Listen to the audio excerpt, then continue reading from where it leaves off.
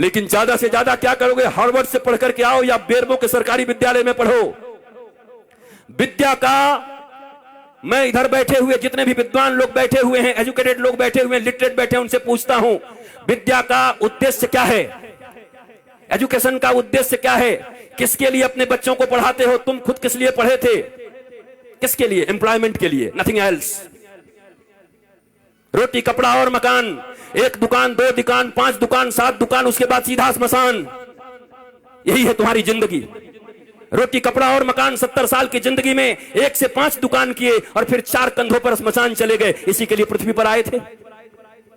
सारी जिंदगी टेंशन, सारा जिंदगी दुख, सारा जिंदगी डिप्रेशन, सारा जिंदगी हाय हाय, सारी जिंदगी कर्ज, सारे जिंदगी रिश्तेदारों को मनाते रहे, एक दूसरे से नीचा देखने और दिखाने का काम चलता रहा और उसके बाद एक दिन तुम्हारी मृत्यु आ गई। हमने सुना था कि मनुष्य का जीवन सबसे सार्थक होता है। दुर्लभो मानुषो देहि देहि नाम क्षणभंगुरः तत्रापि दुर्लभम मन्ये वैकुंठ प्रिय दर्शनम। ये दुनिया में सबसे ज्यादा का, सबसे अधिक, सबसे ज्यादा प्रभावशाली मानवीय जीवन है। क्या ये जीवन है?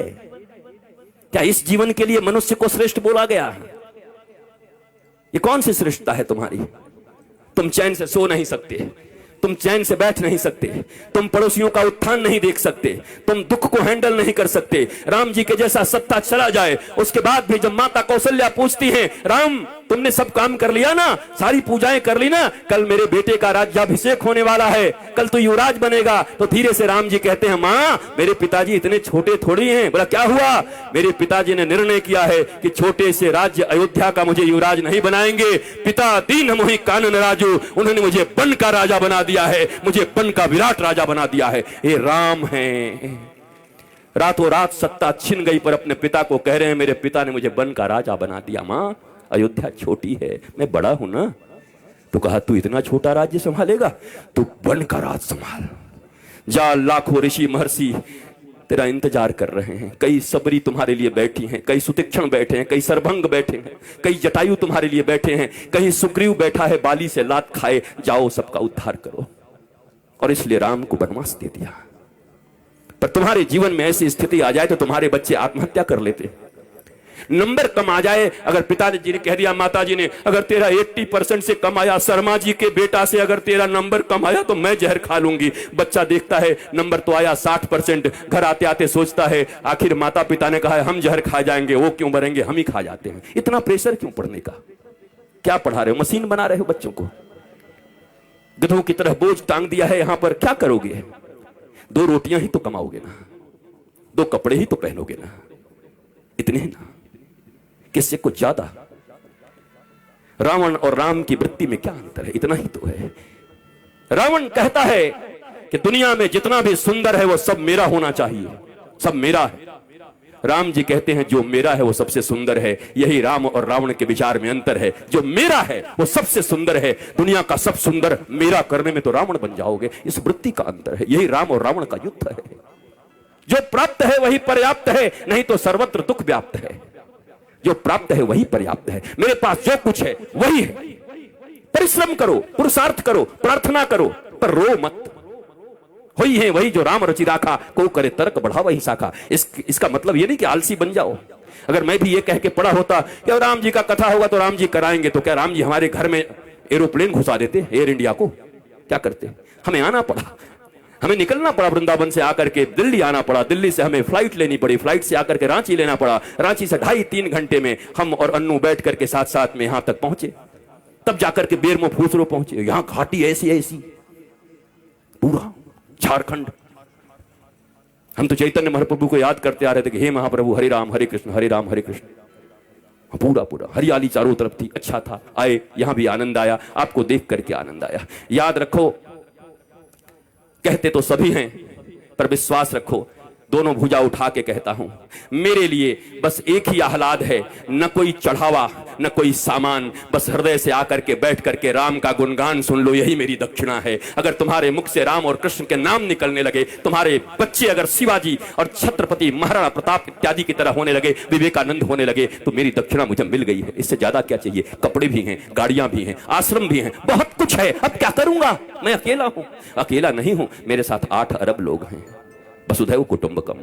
140 करोड़ भारतीयों के साथ साथ 8 अरब लोग। चूंकि सनातन संस्कृति ही एक ऐसी संस्कृति और धर्म है जो पूरी दुनिया को अपना परिवार मानती है। कोई कहता है मैं बड़ा, कोई कहता है मैं बड़ा, कोई कहता है मैं बड़ा, पर एक हमारा धर्म है जो कुछ नहीं कहता। वो कहता है धर्म की जय हो, अधर्म का नाश हो, प्राणियों में सद्भावना हो और विश्व का कल्याण हो। ये हम कहते हैं, सनातन ही धर्म है। बाकी मत हो सकते हैं, जितने भी लोग हैं, 8 अरब लोग हैं, 8 अरब मत हो सकता है, पर धर्म एक था, एक है और एक सदा रहेगा। और उस धर्म का नाम है सनातन धर्म। एकमात्र धर्म इस पृथ्वी पर है जो पूरी दुनिया को अपना परिवार मानता है, अपने परिवार की तरह रखता है और पूजता है। तुम्हें गौरव होना चाहिए।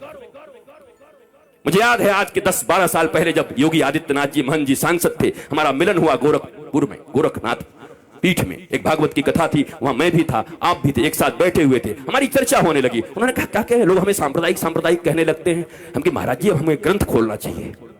ग्रंथ खोल करके संप्रदाय का परिभाषा क्या है, संप्रदाय किसको कहते हैं। सम्यक प्रकार से हमारे पूर्वजों ने जो हमको प्रदान किया है, जो विचारधारा, जो अपनी विचारधारा, पवित्र विचारधारा हमारे पूर्वजों ने हमें प्रदान किया है, उसको कहते हैं सम्यक प्रकार से विचारों को प्रदान करने की प्रक्रिया को संप्रदाय कहते हैं। और अगर इसे संप्रदाय कहते हैं तो महाराज आज के बाद आप कह दीजिएगा टीवी चैनलों पर कि गर्व से कहो हम सांप्रदायिक हैं, हमारे पूर्वजों ने हमको जो विचार दिया है उसको लेकर के हम इस दुनिया में चल रहे हैं। लज्जा क्यों करते हो, शर्म क्यों करते हो? ये अनपढ़ लोग, ये गंवार लोग जिन्होंने मैकोले की शिक्षा विद्या पढ़ा करके तुम्हें पीछे की ओर ढकेल दिया, तुम सच्ची बात भी कहते हो तो कहने के लायक नहीं रह जाते हो। सांप्रदायिक कोई खराब शब्द नहीं है, संप्रदाय शब्द भारत का सबसे प्यारा शब्द है, सनातन संस्कृति का सबसे प्यारा शब्द है। पर तुमको संप्रदाय के लिए क्या पढ़ा दिया गया? तुष्टीकरण और संप्रदाय पढ़ा दिया गया तुमको। यहां तुष्टीकरण नहीं, यहां 140 करोड़ लोगों के संतुष्टीकरण की बात होती है। यहां 8 अरब विश्व के लोगों की संतुष्टीकरण की बात होती है। यह है सनातन धर्म। तुम्हें गौरव होना चाहिए अपने धर्म के ऊपर, पर तुम बैकडोर में रहते हो, पीछे रहते हो, क्योंकि तुम्हारे पास ज्ञान नहीं है, क्योंकि तुमने हिंदी नहीं पढ़ी, तुम इंग्लिश पढ़ रहे हो। ना हिंदी ना इंग्लिश, ये मिली जुली।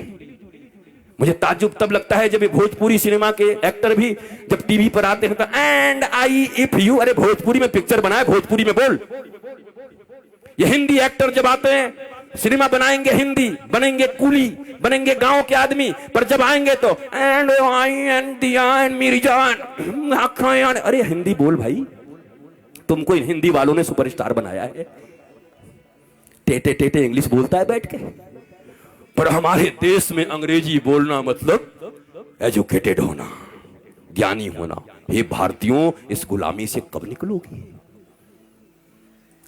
इस दुनिया में सबसे रीच लैंग्वेज है तो संस्कृत है, और सबसे पुअर लैंग्वेज है तो इंग्लिश है। संस्कृत के पास 1,74,00,000 से ज्यादा वर्ड्स हैं। करोड़ कह दिया, अरब। इंग्लिश के पास कितने हैं? बेचारा हर साल 2-4-10 बढ़ाते रहता है। हमारी कितनी बढ़िया संस्कृति है। मौसी, चाची, मामी, वहां सब आंटी, पता ही नहीं कौन क्या। Brother and brother in law, बताओ। Sister and sister in law, वो लॉ के अनुसार सिस्टर है और ये कैसी सिस्टर है? ये क्या है? This is language. बोलने दो जो बोलते हैं, तुम भी सीख के रखो, पर गौरव तो अपनी संस्कृत पर करो। संस्कृत में गाली भी दोगे ना तो बड़ा आनंद आएगा। किसी को कह दो ना, आप तो ग्राम सिंह हैं, खुश हो जाए। ग्राम सिंह, ग्राम सिंह का अर्थ कुत्ता होता है, कुकुर। किसी को कह दो आई आई आप तो ग्राम सिंह है, वो भी कहेगा। बाद में कोई कहे हमको ग्राम सिंह कहा, हमारे महाराज संस्कृत में कुकुर होता है। आए कुकुर बोल गया। हमारी गाली भी इतनी प्यारी है हमारी भाषा में, पर हमें मालूम ही नहीं, हम जानते ही नहीं। बदलो अपने संस्कारों को, नहीं तो ये कथाएं तुम्हें और बेहोश कर देंगी कुछ दिन के बाद। और इस बेहोशी में सोमनाथ के मंदिर इतनी बार टूटे। तुम्हें याद है सोमनाथ का मंदिर जब टूट रहा था तो हजारों हजार लोग मारे गए थे। सब विद्वान थे, वेदज्ञ थे, श्रुतज्ञ थे, बड़े बड़े विप्र थे, बहुत मंत्र पढ़ते थे।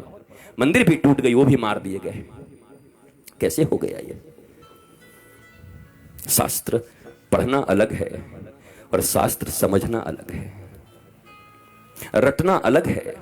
ये रट्टू तोता बनकर के कथा कहना अलग है, और उपनिषद और अपने गुरु के प्रतिबोध से बैठ करके सिंह की तरह गरजते हुए भारतवासियों और विश्व को समृद्ध और संस्कारवान बनाना भारतीय धर्म गुरुओं का परम लक्ष्य होना चाहिए। भारतीय धर्म गुरु ऐसे होते हैं।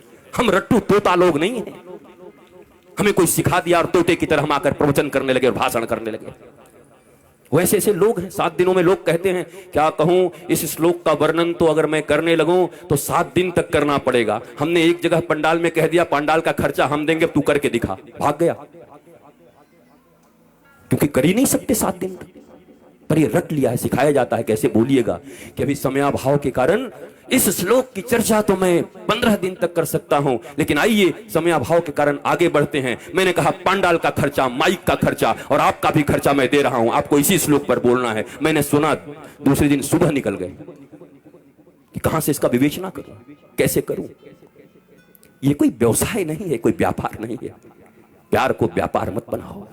धर्म प्यार है, धर्म प्रीति है। धर्म से डरते नहीं हैं, धर्म प्रेम वर्धित करता है। भक्ति और विभक्ति 2 चीजें होती हैं। भक्त बनने आए हो, विभक्त का अर्थ होता है अलग होना भगवान से, और भक्त का अर्थ होता है जुड़ जाना। इस बाजारवाद की दुनिया में हर जगह बस सामान की तरह हम बिक रहे हैं। रोज तुम्हें लुभाया जा रहा है, पूरा बाजार चुंबक हो गया है, तुम सड़े हुए लोहे हो गए हो। सब कुछ उसी में छीना जा रहा है। कमाल हो गया। बरसों से हमारी रक्षाबंधन की कितनी सुंदर परंपरा चली आ रही है, और उस परंपरा में आज क्या होता है, फलाना डायमंड दो, इस रक्षाबंधन पर अपनी बहन को उपहार दो। बताओ वो भाई क्या करेगा जो खेतों में काम करता है।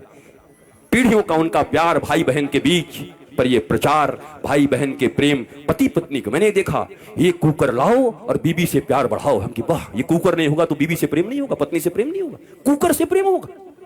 कुकर और पत्नी का क्या संबंध है? डायमंड और भाई बहन का क्या संबंध है? हर चीज को पैसे से जोड़ दिया। बात बनाना भैया, सबसे बड़ा रुपया। कहीं रिश्ते नहीं रह गए, गांव नहीं रह गए। और इस कोरोना में उन शहरों में जो कबूतर की तरह लेकर के फ्लैट रहते थे, टुकुड़कू, उनको पहली बार पता चला कि गांव और गांव की गलियों और गांव के वृक्षों का क्या महत्व है। तरस गए वो ऑक्सीजन के लिए, पर गांव में लोग ऐसे सीना करके घूमते रहे। भारत गांवों का देश था।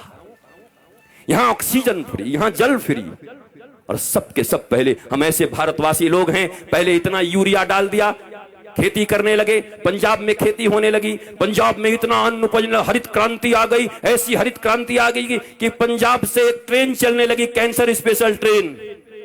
क्या करोगे ऐसी हरित क्रांति का, जब अपने ही बच्चों को कैंसर का पेशेंट बनाते रहे। इतनी भूख और इतनी लालच किस बात की है? तो ये भारतवासियों को हो क्या गया है? जो भारत विश्व गुरु था, जिस भारत की माताएं प्रहलाद, अलर्क जैसे पुत्रों को जन्म देती थी, ये हो क्या गया है? ये कहां से बुद्धि बिगड़ गई हमारी? ये कहां से आपके बच्चों में आप कंपटीशन भर रहे हैं, सिर्फ प्रतियोगिता भर रहे हैं। इतना छोटा बच्चा होता है, उसको प्रतियोगिता से तुम्हें इतना नंबर लाना पड़ेगा, उससे ज्यादा नंबर लाना पड़ेगा। क्या क्या बना रहे हो उसको? कोई कहता है डॉक्टर बनो, कोई कहता है इंजीनियर बनो, कोई कहता है ये बनो, कोई कहता है व्यवसायी बनो। कोई नहीं कहता बेटा तो कुछ बन न बन, पर श्रवण कुमार की तरह ऐसा बनना कि बूढ़े माता पिता को अगर तीर्थ करने का मन हो तो कंधे पर बिठा के ले चलना। इंसान बन जा, आदमी बन जा, सच्चा बेटा बन जा। वो कोई नहीं बना रहा। उसके बाद रो रहे हैं, उसके बाद निंदा कर रहे हैं गांव में घूम घूम के, हमारा बेटा हमारी बात नहीं सुनता, बहू बात नहीं सुनती, बेटी बात नहीं सुनती। आपने शिक्षा क्या दिया था? और आपकी भी गलती नहीं है मेरे माता पिता, और मैं औलादों को भी कहूंगा, ये जो बेटे और बेटी हैं, इतना कम से कम मानो, जिन्होंने तुम्हें इस पृथ्वी पर लाया है, जिन्होंने गर्भ में रखा है, उससे अपना तुम्हारा इस दुनिया में कोई नहीं हो सकता। फिर दोनों भुजा उठा के कहता हूं, इस दुनिया में अगर तुम्हारा कोई सबसे सच्चा मित्र हो सकता है तो माता पिता और गुरु, इसके सिवा तुम्हारा कोई मित्र नहीं हो सकता। बाकी सब पता नहीं कहां तुम्हें ढकेल देंगे। पहली गुरु मां पिता, इन दोनों के तुम न हुए तो दुनिया वाले तुम्हारे अपने होंगे। किसको मित्र मान रहे हो? दुनिया में कैसे फ्रेंडशिप है, मेरी वो फास्ट फ्रेंड है, किस लिए? मैं सही करूं या गलत करूं सदा मेरे साथ खड़ा रहता है। अरे तो तुम्हारा वो दुश्मन है। ये तो दुर्योधन और कर्ण की दोस्ती हो गई। कर्ण को दुर्योधन ने अंग देश का राजा बना दिया, इसलिए कर्ण श्री कृष्ण और धर्म के खिलाफ खड़ा हो गया, और खिलाफ खड़ा हो गया तो 12 के भाव में मारा गया। जबकि कर्ण से बड़ा कोई दानवीर नहीं था, कर्ण से बड़ा कोई वीर नहीं था, सूरवीर नहीं था। ऐसा कोई बढ़िया धनुर्धर नहीं था, पर धर्म और भगवान के खिलाफ खड़े हो गए तो तुम्हारी कोई धनुर्धारिता काम नहीं करेगी। धर्मो रक्षति रक्षितः, जो धर्म की रक्षा करता है धर्म उसकी रक्षा करता है। परंतु हमारे मित्र ने हमको पैसा दे दिया तो हम भगवान के खिलाफ भी खड़े हो जाएंगे, यही तो कर्ण ने किया। गांधारी को कहते हैं वो पतिव्रता थी। कैसी पतिव्रता थी वो? पति अंधा था। पतिव्रता का अर्थ होता है अंधे पति को अपनी दोनों आंखों से वो दिखाती, हर चीज बताती, पति की आंख बन जाती, तब पतिव्रता कहता। पति तो पहले से अंधा था, वो भी पट्टी बांध करके दुर्योधन अन्याय पे अन्याय करता रहा, पर धृतराष्ट्र की तरह गांधारी भी आंख बंद करके बैठी थी। वो कैसी पतिव्रता हो सकती हैं? और अगर पतिव्रता थी तो अपने 99 पुत्रों में से एक को क्यों नहीं बचा सकी? अगर इतनी ही पतिव्रता थी तो उनका आशीर्वाद उनके पुत्रों को क्यों नहीं मिला? क्यों मारे गए सबके सब? कुरुक्षेत्र के मैदान में रक्त रंजित होकर के क्यों पड़े रहे सब? क्योंकि धर्म नहीं अपनाया। पतिव्रता ये नहीं होता। अगर पिता नहीं समझ पा रहे हैं तो मां का यह कर्तव्य है कि अपने बच्चों को कुपथ से जाने से रोके। नहीं नहीं नहीं, इट्स नॉट गुड, मत जाओ इधर, ये ठीक नहीं है, तुम्हें धर्म पथ पर चलना है मेरे बेटे, तुम धर्म पथ पर चलो। पर हम सब बस एक ही चीज सिखा रहे हैं, बढ़िया कमाना